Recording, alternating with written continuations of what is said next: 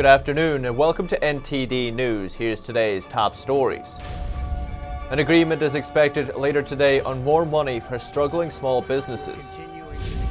U.S. oil sees its biggest daily price drop in history. Poor demand, excess supply, and nowhere to store the extra barrels have investors worried.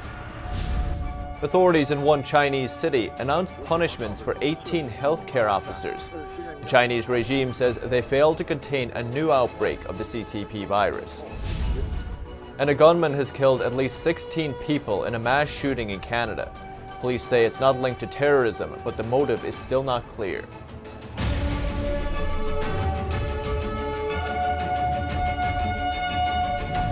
Thanks for joining us. U.S. lawmakers are finalizing a deal to support small businesses awaiting relief loans. Lawmakers say the agreement may be reached later today. The deal would top up the small business loan program that ran out of cash last week. We're getting close to a deal. Could happen. Could happen. A lot of good work has been going on. President Trump said on Sunday, U.S. lawmakers are near agreement on a deal to top up the Small Business Relief Fund. It could be sealed as soon as Monday. The president requested another $250 billion for the small business loan program established last month as part of a $2.3 trillion virus economic relief plan. These funds have already run out. Democrats wanted safeguards which would control which communities received the credit. They also asked for funds for state and local governments and hospitals, as well as food aid for the poor. Senate Majority Leader Mitch McConnell and Treasury Secretary Steve Mnuchin told senators Sunday that funds beyond those for small businesses would not be included in the deal. President Trump said funding for state and local governments could come later, with Vice President Mike Pence leading talks with governors Monday. But the president said a boost to help hospitals handling virus patients may be included. It could bring $75 billion for hospitals and $25 billion for testing. The remainder of up to $450 billion would be used for small business relief and disaster loans. The Senate is scheduled for a pro forma session Monday, but no vote has been set. A schedule update from House Majority Leader Steny Hoyer suggests it could take place Wednesday. And the price of U.S. oil has taken a battering today. It's now trading at around $10.50 per barrel, the lowest price in 2 decades. Oil has fallen sharply over the past few months as demand fell and supply increased.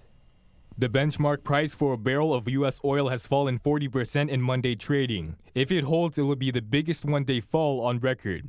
Unprecedented times have had an unprecedented impact on the oil market. Global demand is down as much as 30%. There's also increased supply resulting from a recent price war between Russia and Saudi Arabia. A production cut has since been agreed on but won't go into effect till May. And a more extraordinary problem is concerns about where to store the excess oil. The main U.S. storage hub was at 50% capacity 4 weeks ago. Now it's at 70%. Lower oil prices have a negative impact on U.S. exports as well as the millions working in the oil industry. But they can mean lower prices for things like fuel and transportation.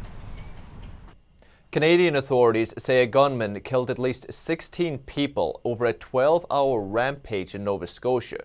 It's one of the country's deadliest shootings in history. Authorities are now investigating the motive.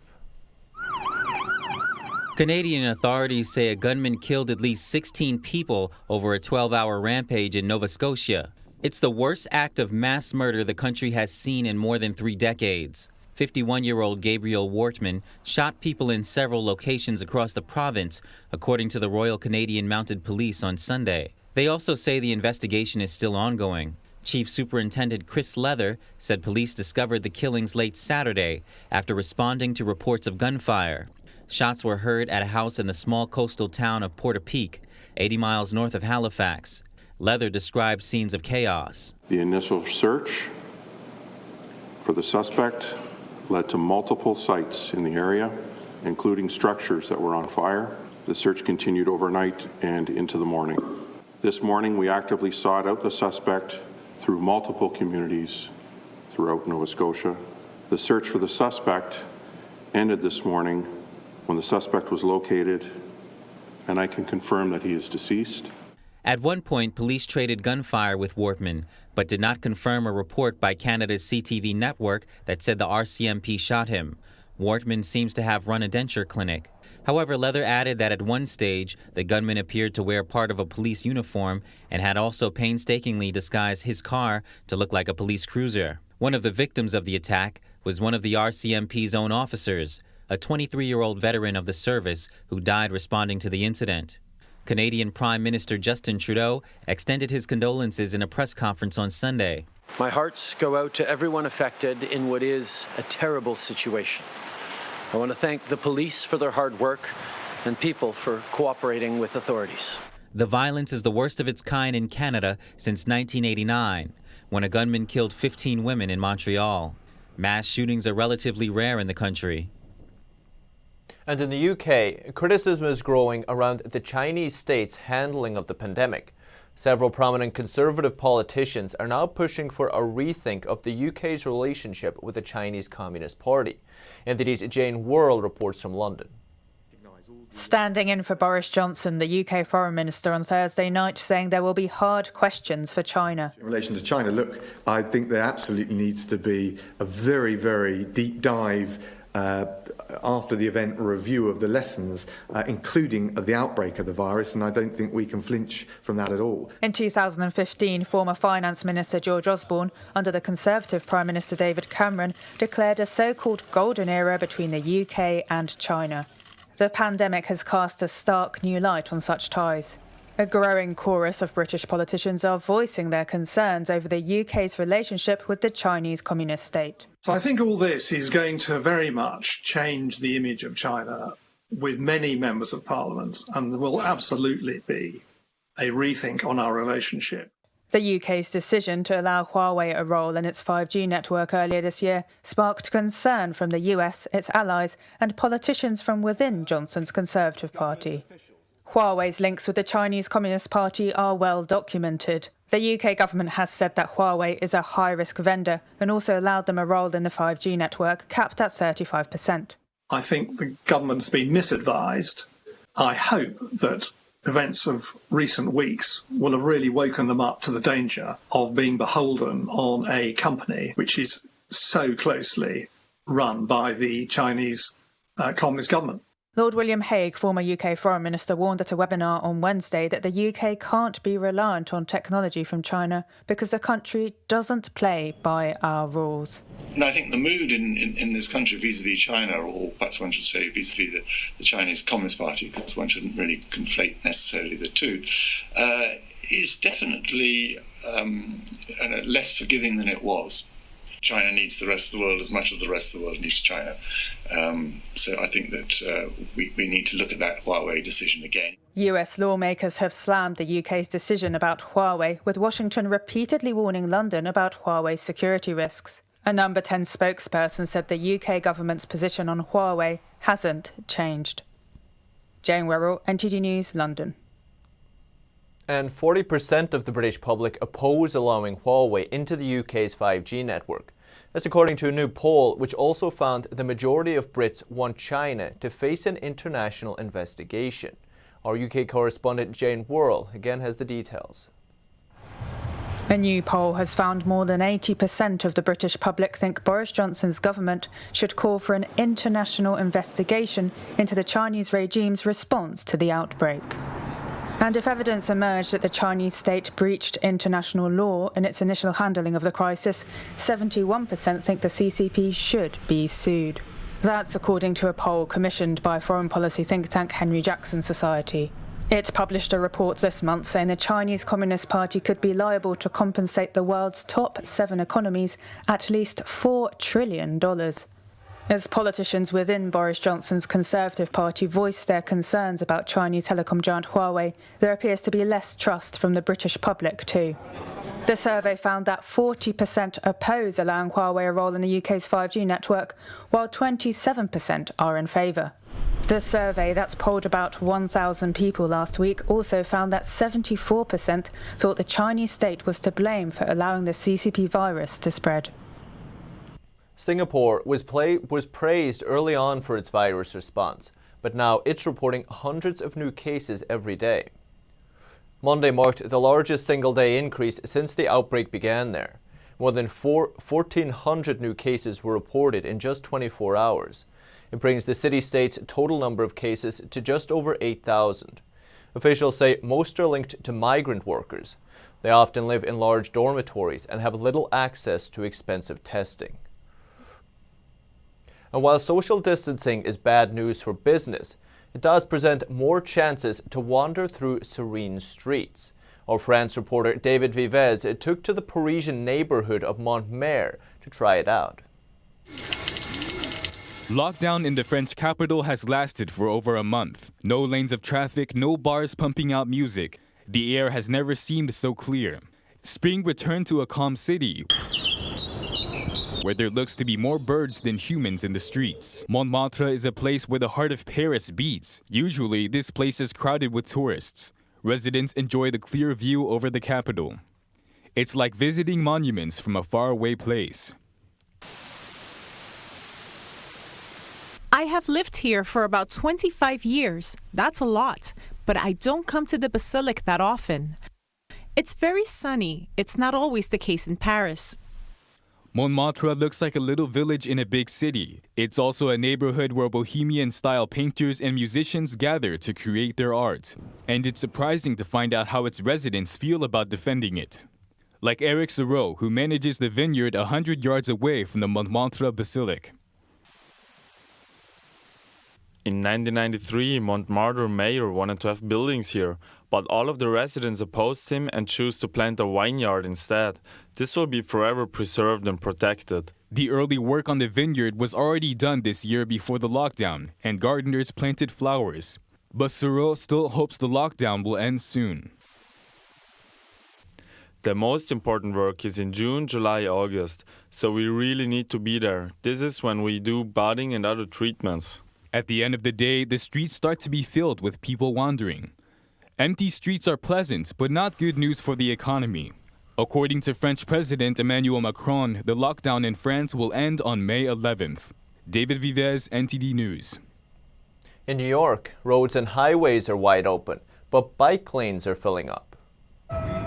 He's afraid to take the subway and he doesn't own a car. So Brooklyn resident John Donahue went out and bought a bike. It's kind of a weird and interesting time to get back into biking because there's so little traffic, you know, it's fun in a way. Donahue, like many, is looking for a way to get outside, run errands, and maybe get a little exercise at a time of sweeping stay-at-home orders. There seem to be way more bikes everywhere I go. Cycling doesn't rank very high as a form of transportation in the U.S. According to the Census Bureau, less than 1% nationwide said they commute by bike in 2017. But amid a citywide shutdown, New York City declared bicycles an essential transportation item, so many bike shops remain open. Definitely seeing a big uptick in people wanting bikes, wanting kind of bikes to get around the city, wanting kind of a solid bike just to kind of give them some mobility in terms of work, but also in terms of just getting out of the house if they are on kind of shutdown. Joe Nocella owns 718 cyclery and outdoors in Brooklyn. He's doing a brisk business in bikes priced between $1,500 and $2,000. And Rite will add 7 new drive-thru locations in New York, New Jersey, Michigan, and Ohio. The company expects to conduct roughly 200 tests each day per location. The centers use self-swab nasal tests, supervised by Rite pharmacists. Testing is administered in the store's parking lots, with all participants staying in their cars. The company has already 12 testing sites open. It expects to open even more in states like Virginia, Delaware, and Idaho. You can go to riteaid.com for more information on test sites and their requirements. Coming up, authorities in northern China plan to punish 18 healthcare workers. The regime says they failed to stomp out a second virus outbreak. Find out more after the break.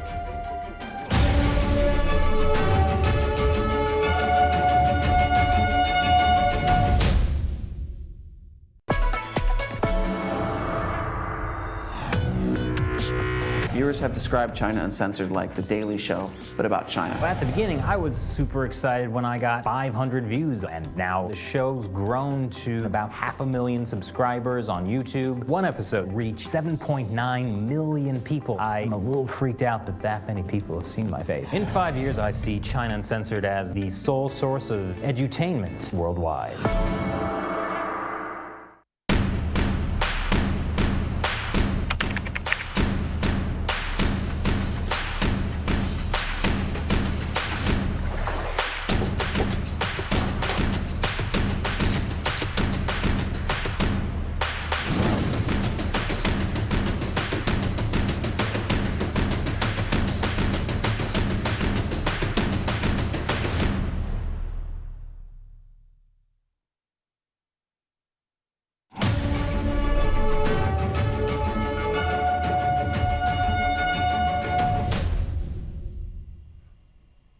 Welcome back.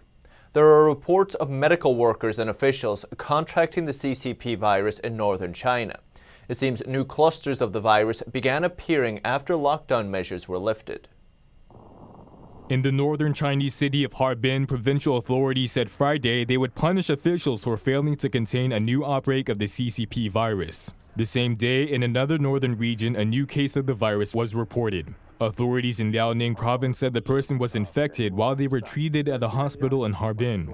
The announcement said the 18 individuals failed to fulfill responsibilities related to the virus. It added that new virus cases had emerged since April 9th in Harbin, with some contracting the infection at a hospital. The officials to be punished work in health-related agencies and 3 local hospitals, including Harbin Chest Hospital. One of the officials had only been in her post for 2 days.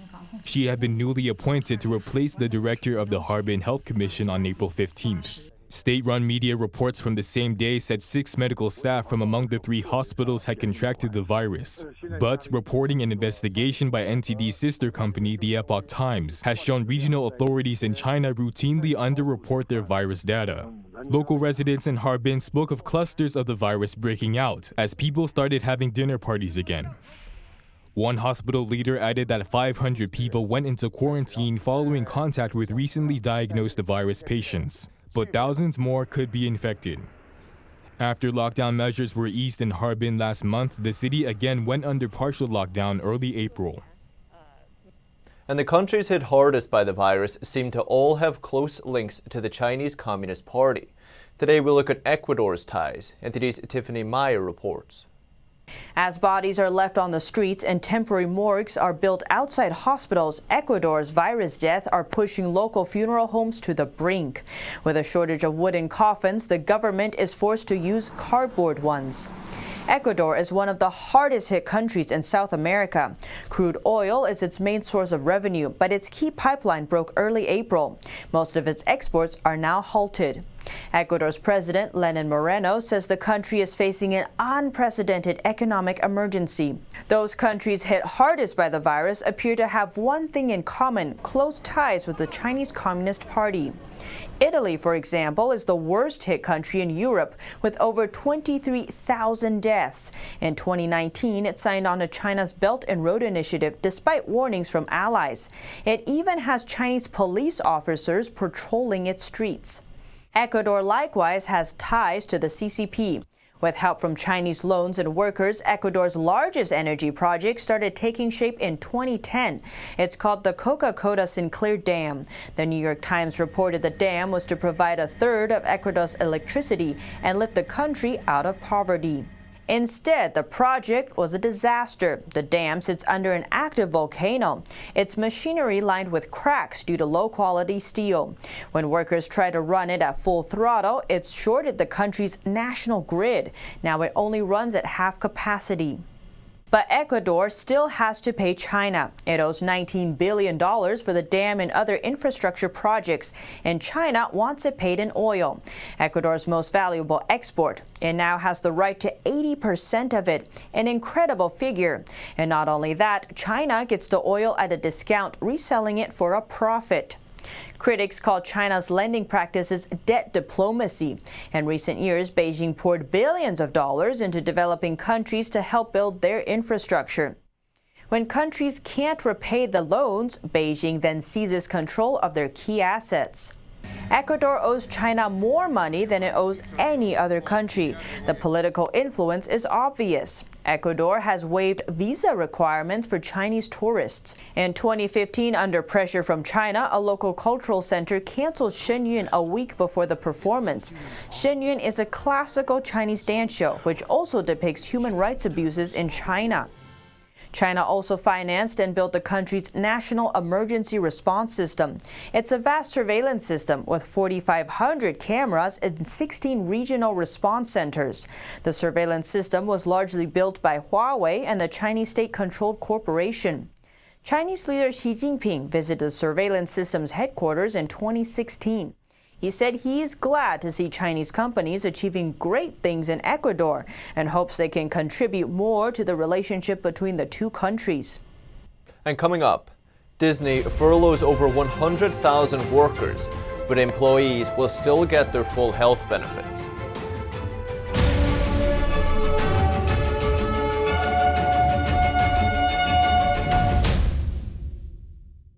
Our investigative reporters at the Epoch Times have spent 18 months uncovering the biggest political scandal in modern history. We connected the dots around Spygate, the actions by Obama-era officials against Trump's 2016 presidential campaign. Join me on Declassified as we bring you up-to-date developments on this unfolding scandal.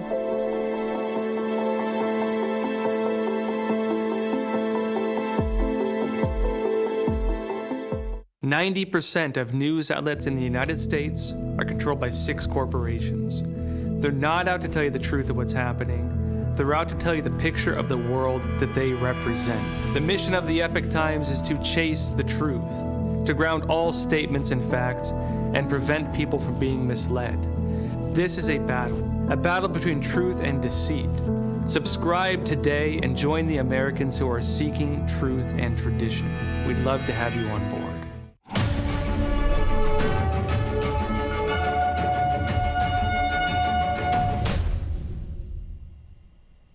Welcome back.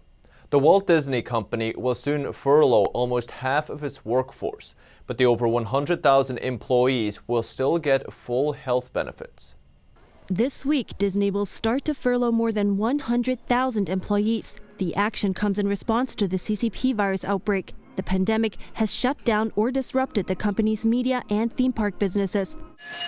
Disney said last week that it would start with non-essential U.S. employees. All impacted workers will remain Disney employees through the furlough period and receive full health care benefits.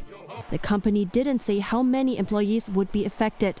Disney's Shanghai resort resumed some operations in March, although the main theme park remains shuttered.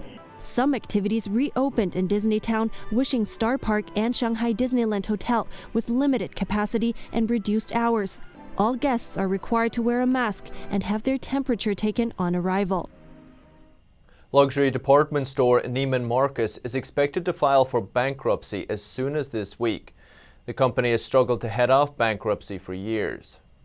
Neiman Marcus Group is preparing to seek bankruptcy protection as soon as this week, sources told Reuters, becoming the first major U.S. department store operator to succumb to the economic fallout from the coronavirus outbreak. The debt-laden Dallas-based company has been left with few options after the pandemic forced it to temporarily shut all 43 of its Neiman Marcus locations, roughly 24 last call stores, and its 2 Bergdorf Goodman stores in New York. Other department store operators that have also had to close their stores are battling to avoid Neiman Marcus's fate. Macy's and Nordstrom have been rushing to secure new financing, such as by borrowing against some of their real estate. JCPenney is contemplating a bankruptcy filing as a way to rework its unsustainable finances and save money on looming debt payments. A bankruptcy filing would be a grim milestone that Neiman Marcus has spent the last few years trying to avoid. It pushed out due dates on its financial obligations last year in a restructuring deal with some creditors. And then a positive piece of jobs news, Walmart is bringing on 50,000 new workers to help the company cope with increased demand. The move comes on the heels of a previous hiring surge of 150,000 new employees. Walmart is the nation's largest grocer and is one of the few big box retailers that are staying open during the pandemic. With people stuck at home, sales of household staples are up significantly. And now Walmart says it needs more temporary and part-time workers to help meet the demand. And still to come, a unique art form is finally getting the recognition it deserves. Catch a rare glimpse inside a London glassblowing workshop and more after the break.